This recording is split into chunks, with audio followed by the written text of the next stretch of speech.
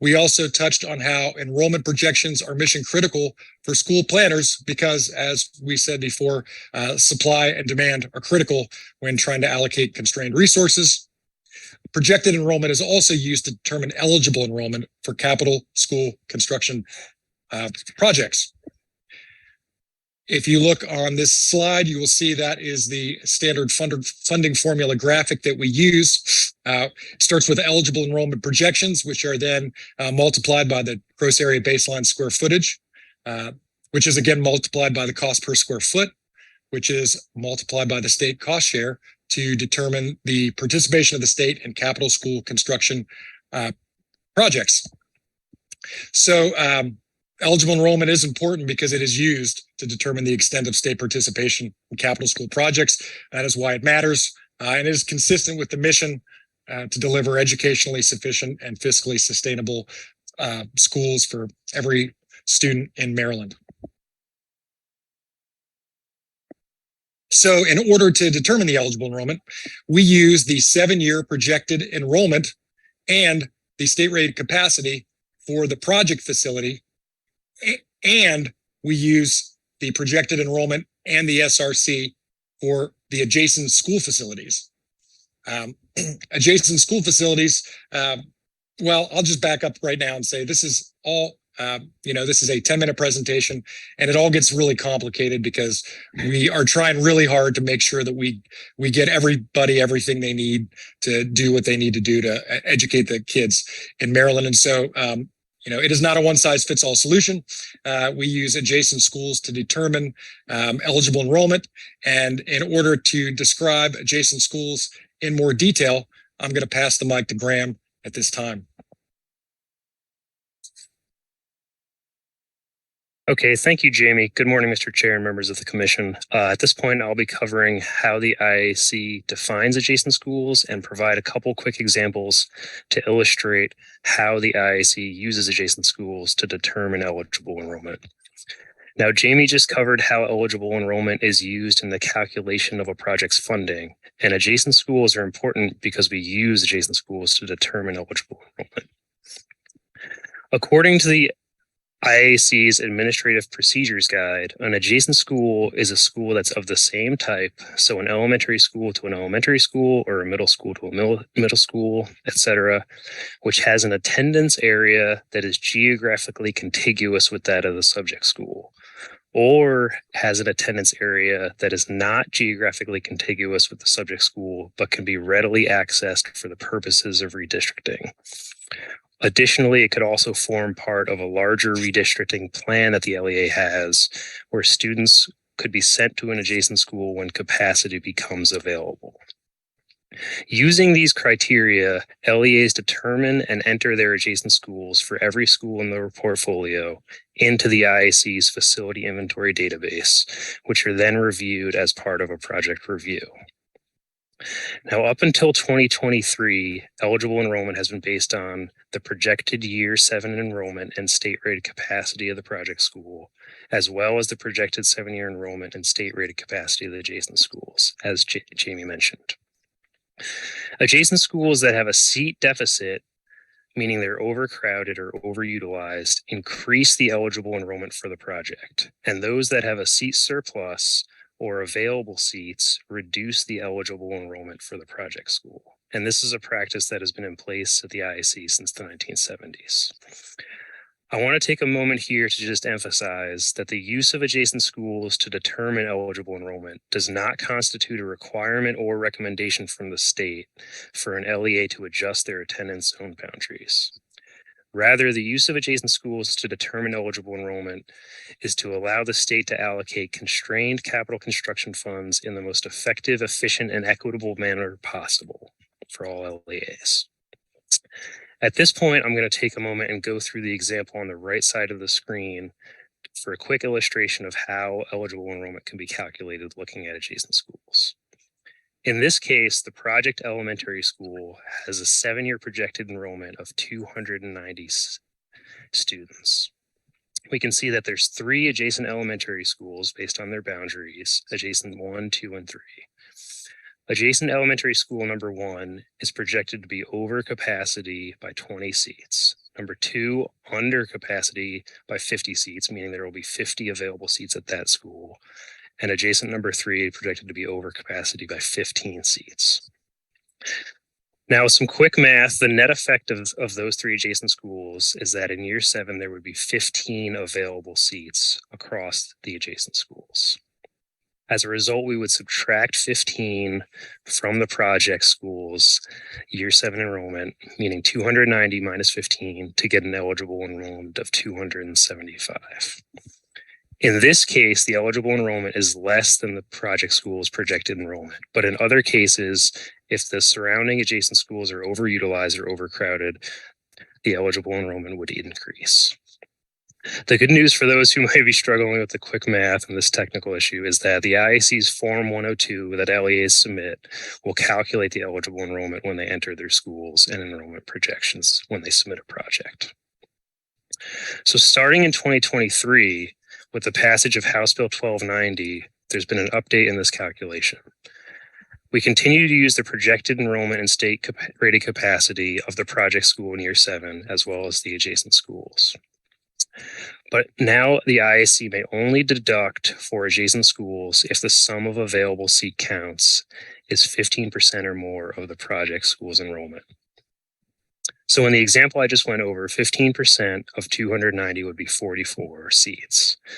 And we know that there's only 15 available across the adjacents, which is less than the 15%. So we would not subtract that 15 and the project would remain eligible for the full 290. More good news is that the IAC staff has updated Form 102 so that when LEAs submit the form, it will reflect these changes in House Bill 1290 and perform the calculation. All right, in defining adjacent schools, we discussed geographically contiguous attendance areas or attendance area boundaries. But what about when geographically adjacent does not represent functionally adjacent? In this example, with the project elementary school that's located on the Big River, we'll go over how adjacent schools are evaluated according to functional adjacency. In some cases, Maryland's geographic landscape could present a condition in which schools with adjacent attendance zones cannot readily be accessed. Maryland's extensive coastline, mountain ranges, active rail lines, or in this case, the Big River without a bridge crossing, could present a case that's not functionally adjacent because students could not reasonably cross from one zone to another.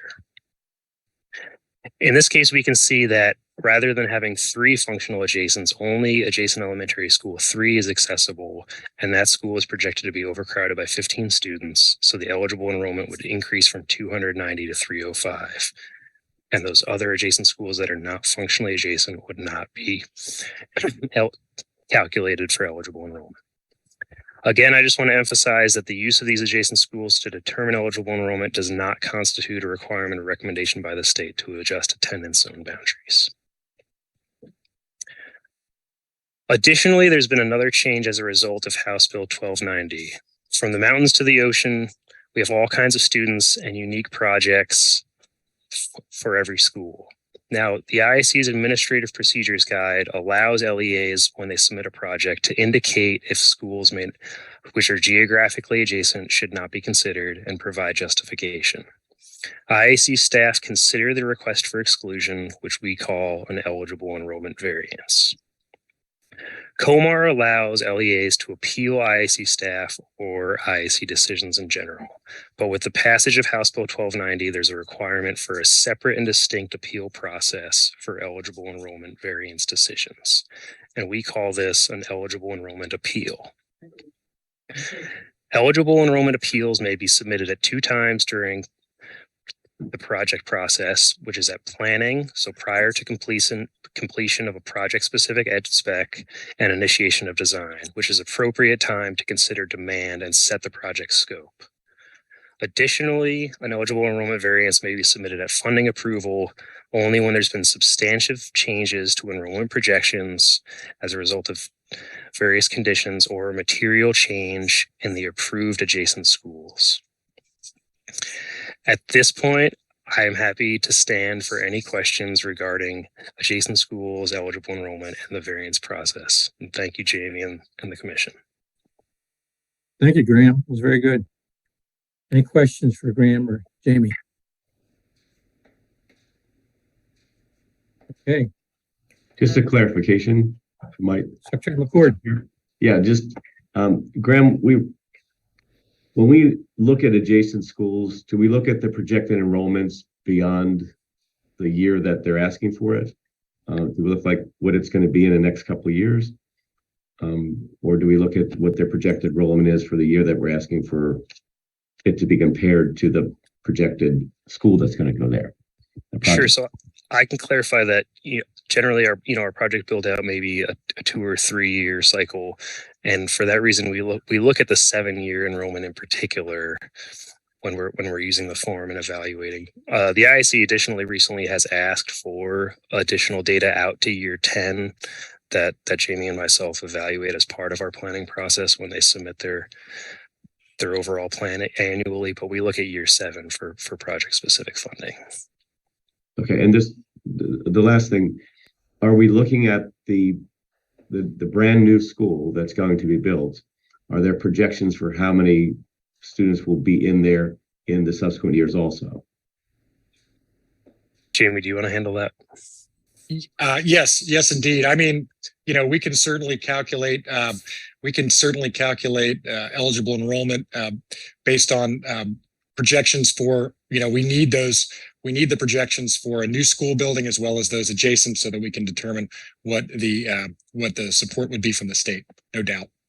Yeah, I just trying to, I was pretty sure that's what you did. Just want to make it clear for anybody else who's listening that we're looking at what the growth that's going to happen in the adjacent school districts and the growth that's going to happen in the newly created school district for the school that's about to be built. So we're looking at how everything's going to grow. Absolutely. And that also includes other major projects like replacements or reno additions. And again, I'd note that this is all very complicated. And in this 10 to 12 minutes that we're talking, there's a lot more to talk about. So if anybody has any questions after this meeting, then you should feel free to give us a call. No, thank you. Just want to make that clarification. Go ahead, Linda. Ms. Eberhardt. Just a quick question, that all schools aren't just zone schools. In many counties, we have choice schools, magnet schools. How do you determine what that population is going to be if each year it can be, and if schools have a waiting list? Do you take that into account for these choice and magnet schools? Yeah, I'll touch on that, Linda.